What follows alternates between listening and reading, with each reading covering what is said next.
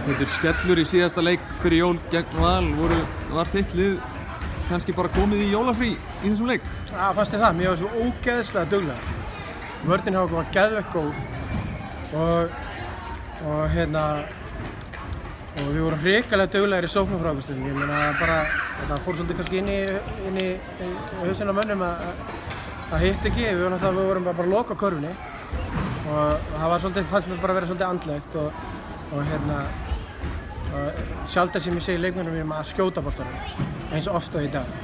Við vorum hikandi strax frá byrjun, við megum ekki vera hikandi og við vorum að fá alveg geðveikt mikið af skotum. Við vorum opnum skotum, við vorum að taka endalaust af sóknarfrákastum og við nýtum kannski ekki sóknarfrákastum ekki nógu vel.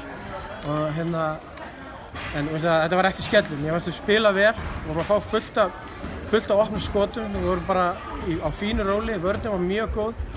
En ég meina, þú getur ekki unnið leik fyrir skýtur boltann 19%.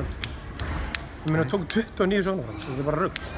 Deildin alveg einstaklega jöfn í ár og eftir áramót virðist bara að vera sem að hver einasti sigur sé virði þyngdarsinnar í gulli eða svona orðið komast. Já, það er bara þannig. Og það verður bara, það var ekki hvern einasta leik til að það er bara must win í hverjum einasta leik og við verðum bara, þetta er alltaf bara hraðmót. Svo maður hefur lítið tíma til að æfa, maður verður bara vídeó og recovery. En ég er ósammála, þetta var ekki skellur, við vorum ekki komin á jólafrí, við vorum ógeðslega duglegar. Og ég meina, það kom bara leikið þar sem við hittum illa og þetta var sá leik. Kíktum bara á statinn, þetta hélst allt þar.